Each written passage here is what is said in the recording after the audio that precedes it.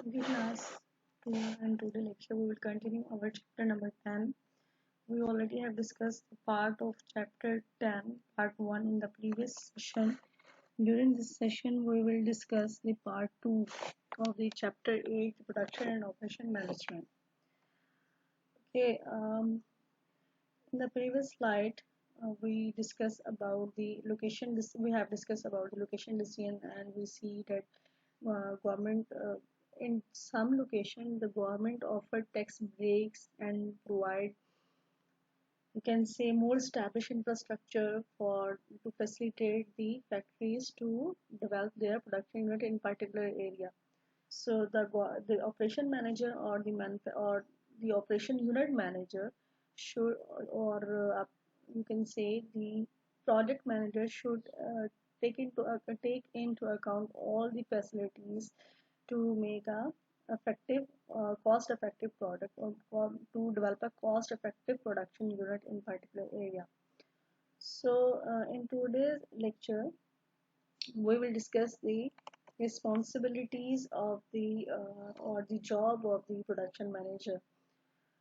These manager perform four major tasks. Plan the overall production process. Basically पूरा जो production process है, जो production manager होता है उसने उसको प्लान करना होता है. Then determine the best layout for the firm's facility, कि जो फर्म के पास रिसोर्सेज है या उसके लिए जो फैसिलिटीज है उसको किस तरह से बेटर जो से वो कहने के गेन लिया जा सकता है. नंबर थर्ड पे इम्प्लीमेंट द प्रोडक्शन प्लान को किस तरह से इम्प्लीमेंट करना है. Number four, control the manufacturing process to maintain the highest possible quality, और क्वालिटी को कैसे मेंटेन करना है और पॉसिबल क्वालिटी कैसे अचीव करनी है. ये सारे प्रोसेस को जो है वो, ये सारी रिस्पॉन्सिबिलिटीज या जॉब ड्यूटीज जो है वो प्रोडक्शन मैनेजर की है. First of all, let's see, we will plan the overall production process. It begins with the work, goods and services offered to customer. Other decisions such as machinery purchases, pricing decisions and selection of retail outlets will grow out of the product planning. इसमें आप overall planning करते हैं कि कौन सी product, what business are you are to be in, कि आप किस बिजनेस में जाना चाह रहे हैं, और in what business you are in, किस बिजनेस में आप हैं. ठीक है. What will be your customer, आपके कस्टमर कौन से होंगे. what will be your product and how you will provide your product to your customer. ये so ये सारा मतलब जब आप प्लान करते हैं, you will being an operation manager, you have to answer all these questions. Okay, then ये सारे इसमें it is important for the production manager to understand how a project fit into a company's structure. So manager is given a specific area of authority such as purchasing or inventory control. Basically जब आप production planning करने जा रहे होते हैं, कोई product बनाते हैं, तो उसके लिए प्रोडक्शन प्लानिंग पहले आप करते हैं. उसमें क्या है कि आपने देखना होता है जो आपका न्यू प्रोडक्ट है कंपनी के पास, उसको बनाने के लिए, उस प्रोडक्ट को बनाने के लिए मशीनरी जो रिक्वायर्ड है वो है, प्रॉपर स्ट्रक्चर है, पर स्किलफुल जो है, आप कह लें कि आपके पास ह्यूमन रिसोर्स है.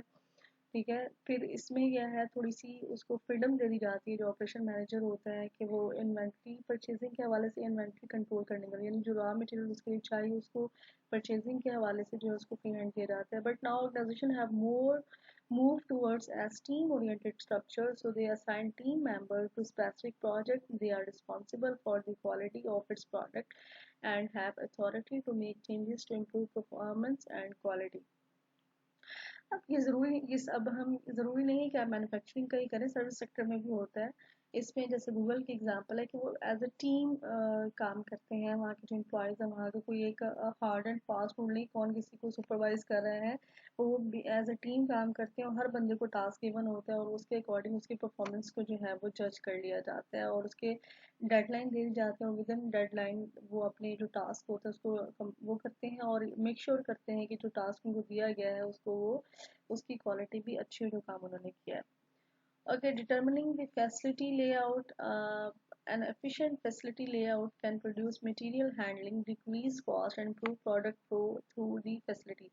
अब बेसिकली जो डिटर्मिन द फैसिलिटी, कि आपने जो आपकी मशीनरी है या आपका जो अंदर का मशीनरी आपने किस तरह से फिक्स करनी है. Either should be process layout और प्रोडक्ट लेआउट और the fix position layout. A process layout groups machinery and equipment according to the function.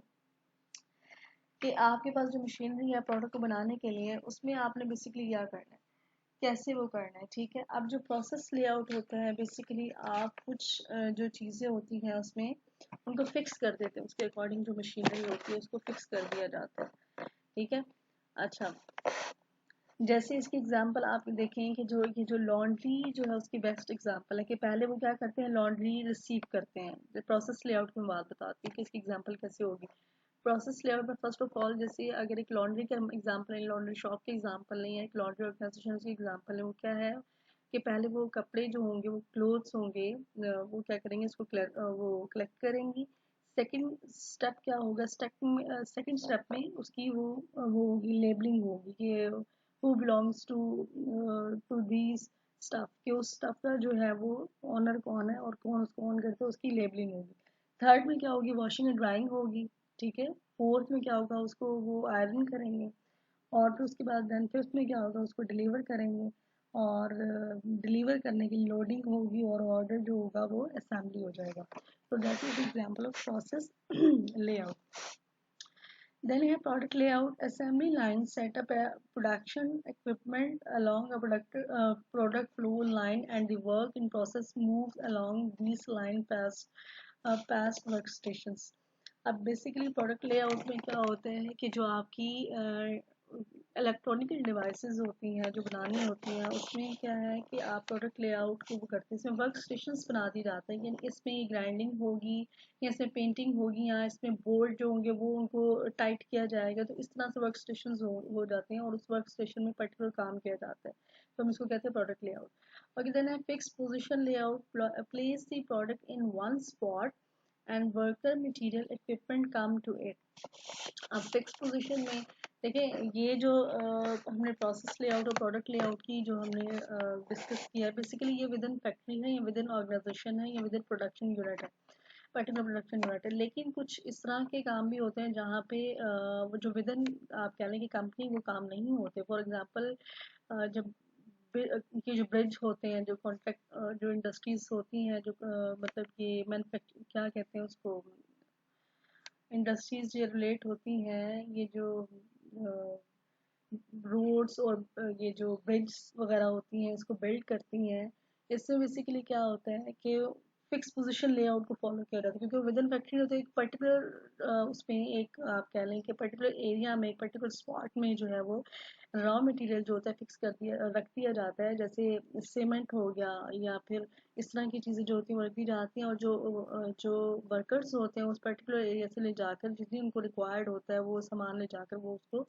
अपने जो उनकी कंस्ट्रक्शन होती है, कंस्ट्रक्शन इंडस्ट्रीज़ की मैं एग्जांपल देना चाह रही थी, ये बेसिकली कंस्ट्रक्शन इंडस्ट्रीज जितनी भी होती है वहाँ पे फिक्स पोजीशन लेआउट जो है उसको फॉलो किया जाता है, और फिर वो वहाँ से वो जितना रिक्वायर्ड मटेरियल होता है वो ले जाते हैं, और जब वो ख़त्म हो जाता है तो दोबारा उसी पॉइंट से आकर वो दोबारा से उसको पिक कर लेते हैं।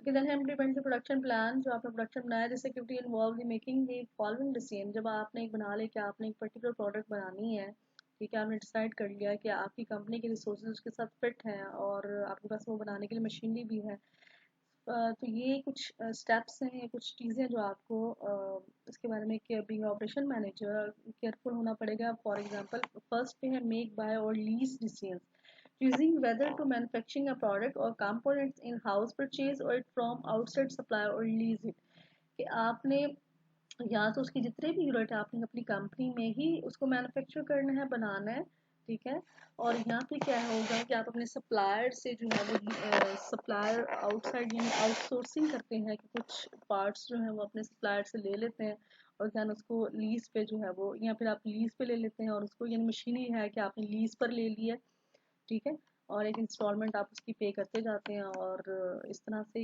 एक तो डिसीजन ये हो सकता है। Then selection for supplier, many required joint decisions by the production engineering purchasing and quality control departments.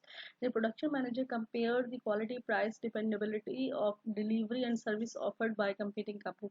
अब सप्लायर का जो वो होता है वो बड़ा, वो कह लें कि अच्छा, ये जो अब मेक बायो डिसीजन का, इसमें यहाँ पे दो चीज़ों का ख्याल रखना ज़रूरी होता है। एक तो क्वालिटी और क्वांटिटी, जब आप जो भी सप्लायर से ले रहे हैं, कि क्वालिटी और क्वांटिटी का, और दूसरी कॉन्फिडेंशियलिटी, क्योंकि कंपनीज जो होती हैं वो कम्पीट कर रही होती हैं, उनकी कोशिश ये होती है कि जो प्रोडक्ट हम मार्केट में लॉन्च कर रहे हैं कंपैटिटर के प्रोडक्ट से इम्प्रूव हो और वो उससे डिफरेंट भी हो, ठीक है, तभी वो अपनी मर्जी के प्राइसेस जो है वो चार्ज करती है। तो फिर कॉन्फिडेंशियलिटी का भी ख्याल रखना पड़ता है कि जो आपके सप्लायर हैं वो आपका जो जो रॉ मटेरियल आपको प्रोवाइड कर रहे हैं वो आपके कंपैटिटर को प्रोवाइड ना करें। Then a section for supplier में रिक्वायर्ड, ये हमने भी डिस्कस किया कि इसमें क्वालिटी का भी है एलिमेंट, कि आपने क्वालिटी कंट्रोल का भी देखना है कि इसमें क्वालिटी अच्छी हो, कॉन्फिडेंशियलिटी भी हो। देन फिर क्या है कि आप उस पर कितना डिपेंड कर सकते हैं प्रोडक्शन मैनेजर की, उसकी प्राइस किस तरह से है, डिलीवरी उसकी वो जो सप्लाईज की है वो कितने टाइमली है। अच्छा, अब फर्म्स जो होती हैं, अब हर जो सप्लायर होते हैं उसकी डिफरेंट आइडेंटिटी होती है प्राइस के हवाले से और उसका जो रॉ मटेरियल होता है उसकी क्वालिटी के हवाले से। अब जो ऑपरेशन मैनेजर फाइनल डिसीजंस जो होता है वो कुछ फैक्टर्स होते हैं जिसकी बेस पर वो डिसीजन लेता है कि either to purchase a particular fly और नॉट। ये होता है फर्म्स के एक्सपीरियंस होते हैं हर सप्लायर के साथ, वो कि वो किस तरह का है, किस तरह से रहा है पास्ट एक्सपीरियंस। और फिर स्पीड ऑफ डिलीवरी जो है वो कितनी मतलब टाइमली, जब आप उनको ऑर्डर करते हैं तो कितने कम टाइम पीरियड में जो है वो आपको आपका ऑर्डर मिल जाता है। ये सारी चीज़ें भी देखनी होती है। वारंटी अगर जो है परचेजिंग में कुछ डिफेक्ट आ गया है तो वो उसको कितना इफेक्टिवली उसको आपको रिस्पॉन्ड करते हैं और उसको जो है वो रिटर्न बैक करके आपको आपकी मर्ज़ी का रिक्वायर्ड जो रॉ मटेरियल है वो करते हैं। ये सारे डिसीजंस लेना बहुत ज़रूरी होता है जब आप सप्लायर, ये सारी चीज़ें या ये सारे फैक्टर देखना बहुत ज़रूरी होता है जब आप सप्लायर कोई सिलेक्शन कर रहे होते हैं। अच्छा, अब जो सप्लायर्स होते हैं, बेसिकली कंपनी जो होती है इनको सप्लायर्स लॉन्ग टर्म के लिए चाहिए होते हैं तो उनके लिए वो कॉन्ट्रैक्ट करती हैं सप्लायर्स के साथ, ठीक है।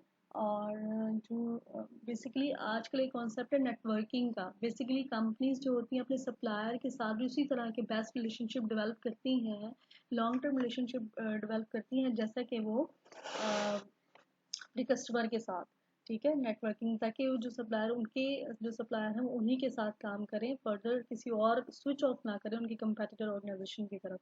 इससे एक नेटवर्किंग का कॉन्सेप्ट आ रहा है कि उनको बहुत अच्छा उनके साथ रिलेशनशिप रखा जाता है, उनको मतलब अगर रॉ मटेरियल उन्होंने टाइमली प्रोवाइड कर दिया तो उनको उसके अकॉर्डिंग जो पेमेंट होती है वो भी टाइमली दी जाती है, ठीक है, और कुछ इंसेंटिव्स भी दिए जाते हैं जो सप्लायर होते हैं उनको। Again, inventory control require production and operation manager to balance the need to keep stock on hand to meet demand against the cost of carrying inventory. अब inventory control में basically ये होता है कि आपके पास जो आपका raw material है वो इतनी quantity में हो कि जितनी आपको required है। एक्सेस में आप जब ले लेते हैं then you will have to bear the cost of warehouses, आपको warehouse का जो है वो रेंट पे करना पड़ेगा। फिर अगर आपका अपना कंपनी का warehouse है यानी गोदाम है तो उसमें भी क्या है कि आपको उसमें भी क्या होता है उसकी लुक आफ्टर करनी पड़ती है। तो बेसिकली ये होता है कि जितनी आपको एक वीक के हिसाब से या मंथ के हिसाब से तो आपकी पेरिशेबल प्रोडक्ट नहीं है, यानी कि वो प्रोडक्ट जो होती है जल्दी से एक्सपायर नहीं होती, तो उसका आपने एक प्रॉपर स्केड्यूलिंग करनी है कि इतनी क्वांटिटी में आपके पास, जैसे अगर सप्लायर को कोई आपको रॉ मटेरियल प्रोवाइड करने में अगर एक वीक लगता है तो आपके पास क्या है, इन्वेंट्री कंट्रोल के तहत क्या है कि आपके पास एक वीक की मौजूद होनी चाहिए इन्वेंट्री ऑलरेडी, कि देन आपका जब आप ऑर्डर करें तो एक वीक की आपके पास ऑलरेडी हो ताकि एक वीक के अंदर आपको नेक्स्ट सप्लाई जो है वो मिल सके। अच्छा, अब जो एफिशिएंट जो इन्वेंट्री कंट्रोल होती हैं कि इस तरह से ये मैंने जैसे बात की कि इसे ये बहुत ज़्यादा ये कॉस्ट बेनिफिट एनालिसिस करते हैं और ये कॉस्ट को जो है वो कम से कम करती हैं। वो क्या करती हैं, बहुत सारी फर्म्स जो हैं वो स्विच कर दी हैं परपेचुअल इन्वेंट्री सिस्टम की तरफ। इसमें वो क्या करते हैं, कंटिन्यूसली मॉनिटर किया जाता है कि कितनी इन्वेंट्री हमारे पास, कितने अमाउंट में, कितनी क्वांटिटी में हमारे पास इन्वेंट्री मौजूद है। ये इन्वेंट्री बेसिकली रॉ मटेरियल है जो आपको चाहिए होता है अपने प्रोडक्ट बनाने के लिए, और उसकी लोकेशन क्या है हमारे स्टॉक में, ठीक है, और फिर उसके अकॉर्डिंग वो क्या करते हैं, ये सारा सिस्टम जो होता है वो कंप्यूटराइज्ड होता है। और फिर मैनी जो होता है कि जैसे उसमें कुछ कमी आती है या पता चल जैसे मैंने कहा कि एक वीक की अगर आपको सप्लायर जो है वो आपको सप्लाईज प्रोवाइड करेगा तो एक वीक की जब वो रह जाती है कंप्यूटर बता देता है, देन वो फिर नेक्स्ट ऑर्डर कर लेते हैं।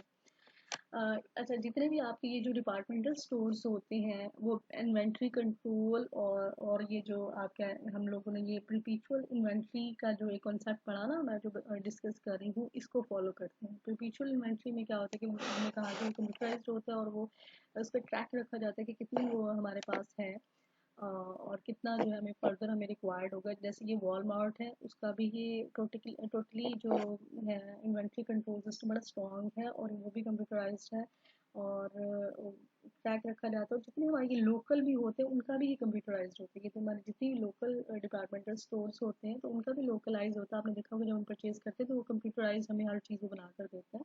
यानी जब हम परचेज करते हैं तो हमें उसकी वो एक स्लिप मिलती है, वो कंप्यूटराइज्ड होती है और उसके बार कोड्स लगे होते हैं, कितने कोड्स कितनी प्रोडक्ट जो है वो ख़त्म हो गई हैं, कितनी सेल हो गई हैं। तो बेसिकली इन सारे सिस्टम की परपेचुअल इन्वेंट्री जो सिस्टम है इसको बेसिकली आप कह लें कि हर एक डिपार्टमेंटल स्टोर भी जो है वो इसको फॉलो कर रहा है।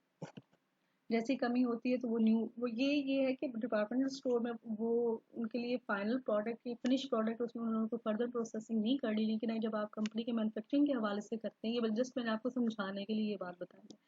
लेकिन जब आप कंपनी के मैन्युफैक्चरिंग कर रहे हैं तो उसमें आपको रॉ मटेरियल चाहिए, वो उसी हिसाब से उनके लिए वो होता है। देन है just in time system, broad management philosophy that reaches beyond the narrow activity of inventory control to influence the entire system of production and operation management। कि जितनी आपको जैसे ज़रूरत है उतनी ही आपके पास हो। अब ये कुछ इंडस्ट्रीज ऐसी होती हैं, कुछ एरियाज ऐसे होते हैं जहाँ पे जस्ट इन टाइम का कॉन्सेप्ट है। अच्छा, अब ये जस्ट इन टाइम का जो है इसमें क्या है कि आपको फर्दर उसमें कोई वैल्यू ऐड नहीं करनी पड़ती जस्ट इन टाइम का।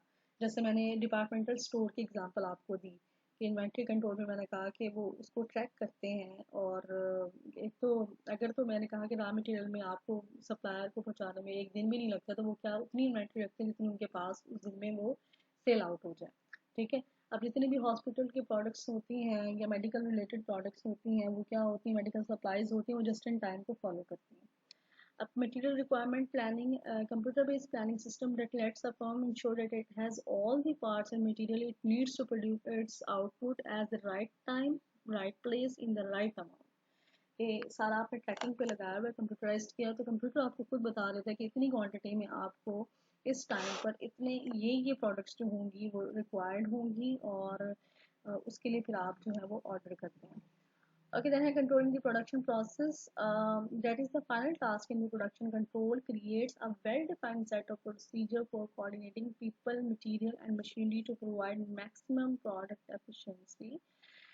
Production planning, इसमें हम सारे प्रोडक्शन कंट्रोल में क्या है, बेसिकली हमने मैनेजमेंट का जो चैप्टर पढ़ा था जिसका लास्ट स्टेप था जो पोल्स मैनेजमेंट की 4 पिलर्स ऑफ मैनेजमेंट थे, planning, organizing, leading and controlling. Leading में हमने कंट्रोलिंग में क्या था कि हम क्या करते हैं कि एक्चुअल परफॉर्मेंस को स्टैंडर्ड परफॉर्मेंस के साथ कंपेयर करते हैं और अगर उसमें कोई डिस्क्रिपेंसी होती है या कोई डेफिशिएंसी होती है हम उसमें क्या करते हैं तो करेक्टिव एक्शन लेते हैं। प्रोडक्शन कंट्रोल भी आप समझ लें इसी टाइप का है कि हम एक well defined set of procedure बनाते हैं कि अपने प्रोडक्ट को बनाने कैसे हैं, लोगों के जो स्किल्स हैं उसको कैसे यूटिलाइज करना है, मटेरियल को कैसे करना है, मशीनरी को कैसे यूज़ करना है और फिर एक एफिशिएंट जो प्रोडक्शन है उसमें एफिशिएंसी के लिए कैसे लेकर आनी है। ठीक है। तो प्रोडक्शन प्लानिंग में basically determines the amount of resources, raw material and other components और as organising needs an organization need to produce a certain output. It develops the bills that enlist all needed parts and materials by comparing the information about needed parts and material with the firm perpetual inventory data purchase. Staff can identify necessary purchase। Perpetual inventory जो हमने भी पढ़ा कि जितनी आपको required होगा continuous आपने वो उसको ट्रैक रखना है कितनी अमाउंट में आपके पास है और कितनी अमाउंट आपको फर्दर चाहिए। तो ये सारी चीज़ें जो है वो आपने उसका ख्याल जो है वो रखना है प्रोडक्शन प्लानिंग में। ठीक है। प्रोडक्शन प्लानिंग में हमने कहा कि आपने सारा डाटा रखना है कि आपका स्टाफ कितना है, उसको परचेज और फिर इसमें बेसिकली एम्प्लॉयज ऑटोमेटेड सिस्टम होते हैं जो कि डिलीवरी के जो स्केड्यूल बनाते हैं कि नीडेड पार्ट्स कितना है, मटेरियल कितना होगा, प्रोडक्शन प्रोसेस में हमें रिक्वायर्ड होगा।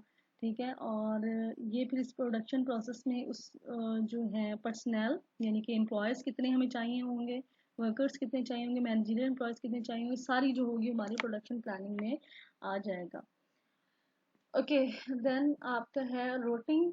रोटिंग में क्या है, determines the sequence of work throughout the facility and specifies who will perform the each aspect of the work at what location. It depends on two factors, nature of goods and services and a facility layout. कि आपने basically क्या करना है कि कौन से जो task है कौन परफॉर्म करेगा और कौन सी लोकेशन पर, यानी अगर आपने वो उसके लेआउट बनाए हुए हैं प्रोडक्ट का, जैसे हमने कहा था कि हमने पढ़े थे प्रोसेस लेआउट है, प्रोडक्ट लेआउट है, तो उसमें कौन कौन से जो होंगे वर्कर्स काम करेंगे और जो है, और इसमें कौन सा जो है आप लेआउट, उस लेआउट को अपनी प्रोडक्ट के हवाले से पहले आप डिसाइड करेंगे कौन सा आपको सूट करता है। अगर आपकी कंस्ट्रक्शन इंडस्ट्री है देन आपको क्या होता है फिक्स पोजीशन लेआउट सूट करता है। अगर आपकी जो है वो डिफरेंट उसमें फर्दर असेंबली लाइन में है तो आपको प्रोडक्ट वो करना है जिसमें आपको डिफरेंट स्टेप्स हैं और कुछ आपके प्रोसेस लेआउट होते हैं जिसमें आप जो है हर एरिया का फिक्स कर देते हैं कि यहाँ पे ये काम होगा वहाँ पे वो काम होगा, ठीक है। ये सारा कुछ जैसे मैं कहा हाउसिंग, ये जो आपके हॉस्पिटल्स और बैंक्स होते हैं उसी एरिया आपके प्रोसेस लेआउट के असूल पर काम करते हैं। ये सारी चीज़ें जो होंगी आपकी रोटिंग में भी आएंगी। Then scheduling managers develop time table that specify how long each operation in the production process takes and when worker should perform it.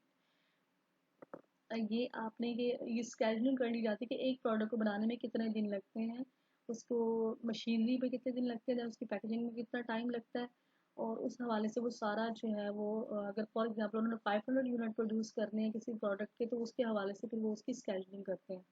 Production manager use number of analytical methods for scheduling like giant charts, tracks project and actual work progress over time and PERT program evaluation and review techniques which seeks to minimize the delays by coordinating all aspects of production। कि कौन कौन से delay आ सकते हैं इसमें। अच्छा, जो जंट charts हैं और ये वाले जो हैं इनमें बेसिकली जो है आपका आपने प्रोजेक्ट का आपने एक बनाया होता है कि इतने उसमें हमने वीक में बेसिकली जंट चार्ट्स जो होते हैं इसमें प्रोडक्शन की स्केजुलिंग की होती है कि इस वीक में हमने इतने यूनिट बनाने हैं, इतने घंटे काम करना है।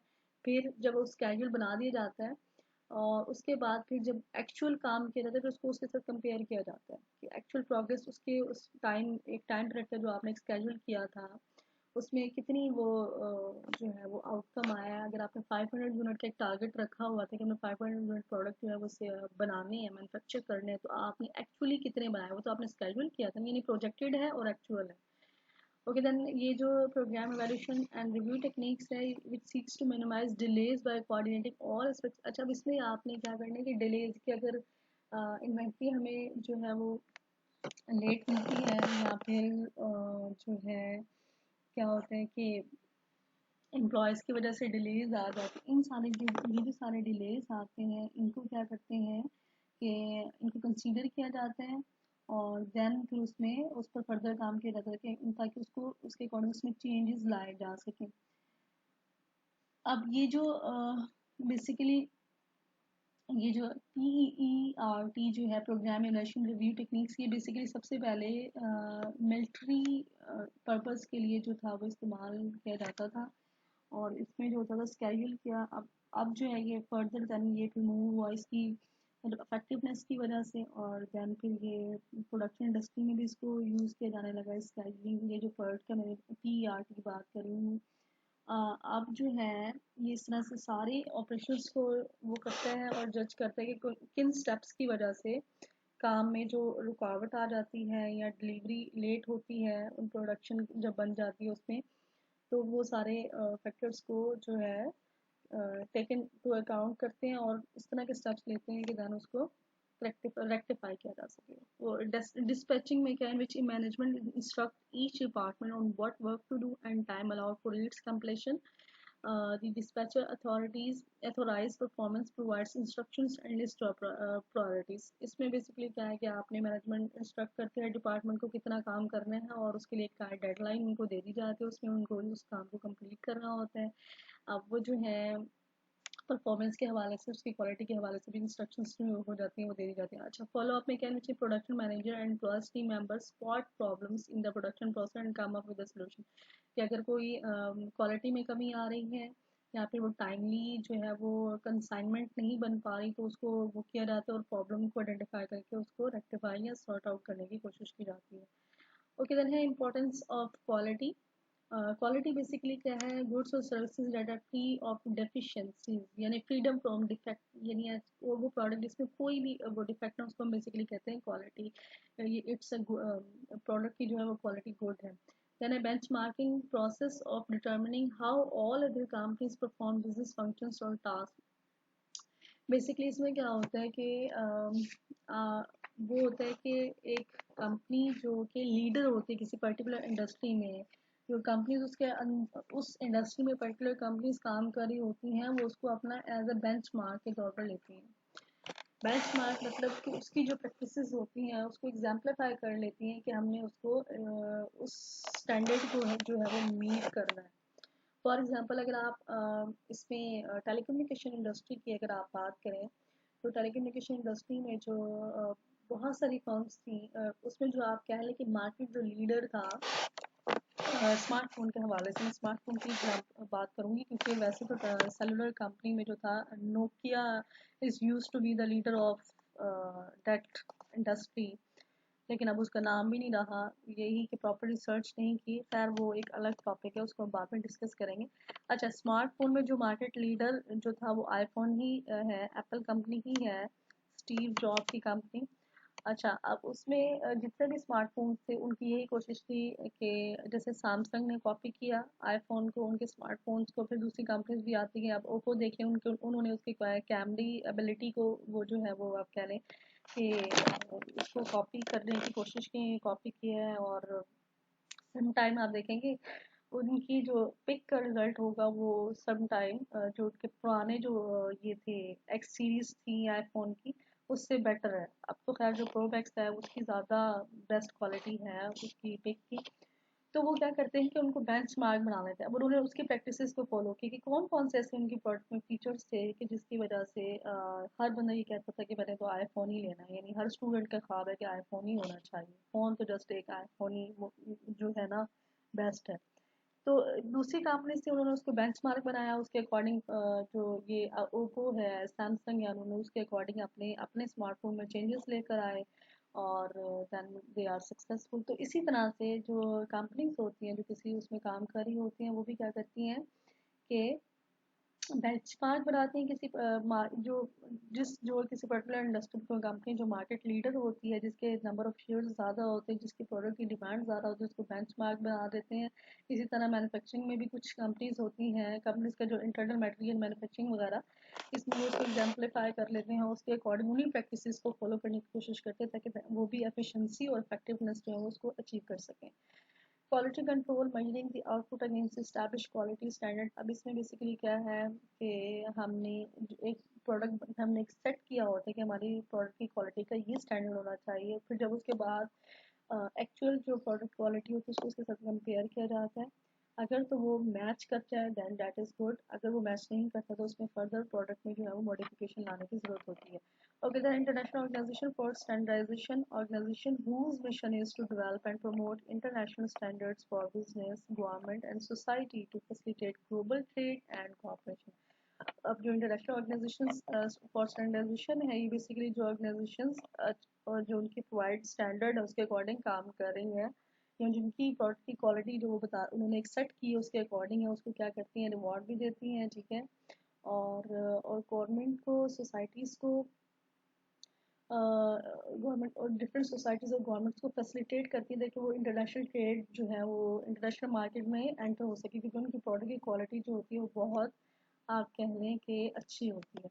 Okay, that is the part of the chapter number 10। If you feel any confusion regarding any topic, we will discuss in the Zoom meeting. Inshallah, our Zoom meeting will be on Thursday morning. I will send you the exact time of your meeting. Thanks for your attention.